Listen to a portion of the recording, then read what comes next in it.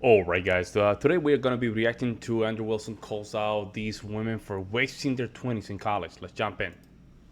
And on top of that, here's what actually causes it: the reproduction crisis. There's actually just really one major correlation which causes it, is that women take their reproductive years, their 20s, which is their primary reproductive years, and they go to college in their 20s, and they don't start having families until they're about, on average, now in the U.S., 28 years old before they start. But a lot of them are starting in their 30s. Most marriages now are starting in their 30s. Because of this, women have less children, significantly less children. So actually, it seems to me that if you wanted to solve the problem of having your entire nation completely replaced by immigrants or people who aren't from your nation, that the way that you could solve this is by having some sort of propaganda campaign at the national level to glorify the family and not to glorify women going to college, which seems to be a complete and total waste of what women's social obligation is, which is having children and bringing up the next generation of society. Andrew, I have a question. So what do you think about parents, like, because they exist out there. I'm just going to say they exist, seen them. What do you think about parents that don't want their kids to have kids, that they just want to be the parent forever? They don't ever want to be a grandparent. They don't ever want the identity of a grandparent. They don't ever want to get old. What do you think about those parents? Because there are those parents out there. Well, hold on. I'd actually prefer if the panel responds to Andrew's point that he just. It's okay. Yeah, that was we can get into it. Here was the point. If you stave off in their 20s, if women were to stave off in their 20s, and here's how we know this, because we can look at reproduction rates, especially since the 1800s, where they've been dropping like a rock, right? And we can see that when women were getting married younger, we were having many more children because of multiple reasons. Primary one is they have more childbearing years. The second is the children tend to be much healthier. 3, the mother tends to be able to recover much better. So any woman will tell you who's had a child in their 20s that it was a breeze in comparison to when they had one in their 30s, or especially in their 40s, right? Which is like, they can be god-awful on their body at that point. So it seems that what we're doing is we're taking the smartest women who should be at home raising the next generation and telling them instead that they should be going to college and sacrificing their childbearing years in order to get a job, which, by the way, the types of jobs that they're getting, there's basically only 3 categories. None of them are getting jobs in STEM. So to delay motherhood. In psychology, and they're getting degrees in nursing, and they're getting degrees in sociology. That's nothing that what matters. They're getting degrees in. They're basically not doing anything STEM-wise, and half of them or more don't even work in the very fields they got a degree in. So this seems backwards to me, right? Doesn't that seem backwards to everybody? Would you just see that it's just they're afraid of the older generation's afraid of aging? What? What do you mean? Like they're afraid of aging. They don't ever want to be a grandparent, so they don't tell their kids to have kids. Yeah, she has parent issues, man. Probably mom and dad that act like kids, and I don't even know what's going on here. I mean, in these isolated, I'm not familiar with this phenomenon. Wait, what? I don't think it's very common. Wait, you never heard? It's a very common phenomenon that that's kind of older weird. parents are telling their children not to have children. Oh. I mean, I'm sure there's some antinatalists out there who do that. But Wait, they're called that doesn't seem to antinatalists? be- Wait, Yeah. Oh. Antinatalists are Yeah, people who don't want other people to have children. really? Yep. Oh, okay. Thank you. I didn't know. So anyway, back to the point though. What the hell's wrong with her? That's what it seems like. So shouldn't we do that? Shouldn't we try to defer women from going to college and instead to move younger towards marriage if you wanted to actually solve this issue? Not necessarily. I think that you can still go to college and be a mom at the same time. I think that's important. That's a common thing that I will agree with you. Society pushes on women that you can't be a mother and you can't have a career and be a mother. You can't be a mother and be successful. Being a mother is success in itself, but you can still do both. I do think in general, though, there's a push for people to go to college, and my generation definitely is going to college just because they're expected to. And I don't think that's just a women thing. I think that's in general. Like, people just go to college when they don't know what to do with their life.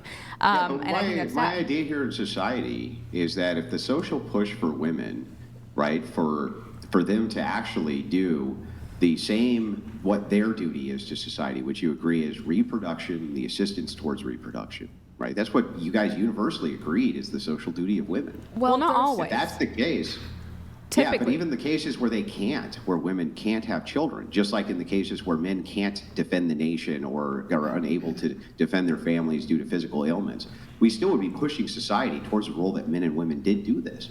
So we don't take the outliers and then make policy based on the outliers. That's what makes them outliers. Yep. So the thing is like, if that is the case, wouldn't you want the kind of top-down rhetoric from your leadership, like even TPUSA or even the President of the United States on down, to be to women not to waste their childbearing years in school, but instead take their childbearing years and move into the idea of husband and family? That would actually solve the reproduction crisis. That would solve it. Done. Yeah. That solves the immigration issue of having to pump in millions of immigrants. That solves the issue. It right just away. solves it outright. Doesn't that seem like a good idea? Yeah, I agree. And I agree. mean, people can go to college and work and have children, but they don't, obviously, because we have an issue with. And why? I mean, but think about it. It makes sense why they do. You're going to go to class for 8 hours a day. You're doing homework. You're studying. It's a lot of work. You're focusing on career. You're doing all of these different things.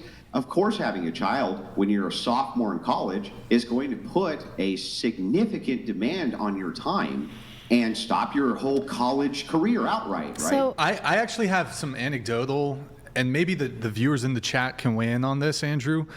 When I was myself in college trying to date and stuff, the amount of times I would get, and hey, look, maybe they just weren't feeling it. But the amount of times I would get like, oh, hey, you want to grab dinner? Oh, I got a test. I got to study. I'm busy. I got a midterm. Got a final. That came up all the time when I was dating, when I was like more college age, and a lot of those fizzled out.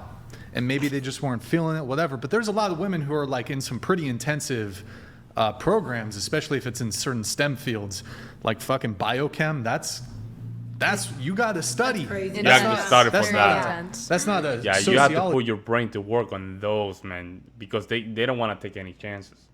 They don't want to take any chances. You need to know your stuff. Class, biochem, like those are difficult classes, and so there is like maybe that component. Maybe men have encountered this with dating. It's like, and then you get a job, then you're working 9 to 5, you're tired, all this sort of stuff, and so. Yeah, I don't know. I have a question. Sure. Andrew, what would your advice be to an 18-year-old girl who wants to do that? She wants to be a mother at the age of 20, 21, but she has to provide for herself. Like her parents are like, I'm kicking you out of the house at 18 and you can either go to college or you can get a job and move out and like get your own apartment. And there's some women too, like the Bible doesn't say that every single person is going to find somebody to marry and have children. And so we are put in a position where, okay, I'm going to have to live, like I'm not going to get married. And if God happens to put that person in my life and I do get married, I'm happy to hop into that role of submission and be the wife and the nurturing mother that God's called me to be. But what do you say to the 18-year-old who's like, what do I do? Like, you remember the parable of the talents? What? No. Help me recall. Yeah, the parable of the talents is it's a parable laid down, which essentially is expressing that you should use your talents on behalf of God and Jesus Christ. Right? Amen. That is essentially what it boils down to. Amen. That comes with the music, arts, and all that stuff. Don't overdo it for the world, guys. See, a lot of people confuse this. Do it when the 4 walls are closed, right? When this is how you do it, guys. Everything is closed. Nobody's looking. It's only you and God. And Satan is trying to just really manipulate you. That's why a lot of people don't like to spend a lot of time with themselves, because your mind becomes empty. And when your mind becomes empty, that's what the devil attacks you. That's why you have these lusty kind of thoughts, very bad thoughts, horrific thoughts, man. And that's the time for that, right? But at that moment, you have to get creative, right, and use your talent for God. That's how I do it. There's more to it, but for the sake of time, I'm going to say that essentially is what it boils down to. Okay. What I have noticed and noted is that women seem to have absolutely no problem toggling working and then going to college part-time so that they can get a degree. They can seem to be laser focused on career if necessary. But when it comes to being laser focused on marriage, they seem to kind of let that go by the wayside. And I hear a lot of the God cope, which says, hey, right, I'm just waiting for God to put the right man in front of me. Well, how about you use your God-given talents and find the right damn man? There's tons of them out there. And focus like a laser, like you would on school and college and this type of thing, instead of utilizing the cope of like, one day, I hope that God will magic down the correct man for me. It's like, look. And this is what I call the Cinderella syndrome. I call that. I invented that. So give me credit. The Cinderella syndrome is basically the good guy is going to appear. Somehow the good guy is going to appear and going to give me a kiss. He's going to give me a kiss and I'm going to wake up from this nightmare. The Cinderella syndrome. You know, somehow life is going to give me the guy that I deserve because attraction in the secret. The book of the secret, because if I attract it, it's going to come out of nowhere. But I don't have to do any work. The Cinderella syndrome. Write it down, guys. Write it down. You have talents, and as Christ expressed, these talents are supposed to be utilized on behalf of God. One of the talents that women seem to really have and universally have is being able to find a man who can provide for them. They, even in modernity, seem to still have that talent. So, well, what would you say to the verse, he who finds a wife finds a good thing, not she who finds a husband finds a good thing? Like, I think the man takes on that role of pursuit over the woman, and I believe. You know what I've noticed? I agree with you that men take on the pursuit role. Yeah.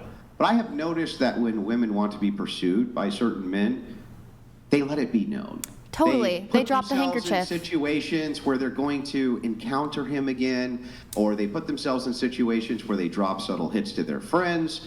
They seem to put it out there that they're wanting this man to pursue them, right? Right. They don't seem to have any trouble with that social dynamic. So what do you think, like, I'm going to all of the right things. I'm involved in a Bible study. I'm involved in my church. I'm involved serving here and going to all these places where I would meet this man. And then, like, it's up to him to pursue. Once I, drop some hints here and there, I'm not going to take on that role of pursuit and saying that I want you and I want you to provide for me and I want to do those things, because I feel like that takes on a very masculine role.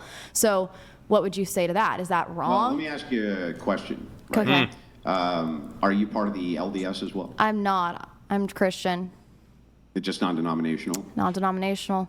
Okay, so you're non-denominational. So you have a vast pool here of men to choose from, at least in the regards of your faith. So other faiths, the reason I ask this is there's some faiths where, look, you can't even date outside of that faith, right? Orthodoxy is one. You're not allowed to marry somebody who's not an Orthodox. Okay, so that's why I asked this question. But for you, right, if women spend as much time being laser focused on getting a good husband as they do with other pursuits, they would tend to get probably a pretty good husband. Very quick. But you can't expect that he's going to be magicked up. You also have to do your part, like women have always done, by the way. They used to always put themselves out there looking for courtship from different men, and men will pursue. Yeah. Not only that, guys, let me just say something. Not only that, it's so easy. She just need to give the hints. She doesn't look like she gives hints, guy. She's like that. Yeah, and then I go to Bible studies. And no, she doesn't give you that vibe either. And that is learned. You have to learn those skills. Little smile, little, IOI, indicator of interest with your hair. Just look, put yourself some perfume. Let him, say hi. Hey, Johnny, how you doing? Yeah, like give him some hints. Give him some hints. Some of these women, man, they make this stuff harder than it looks. Let me know what you guys think. I'll see you next one.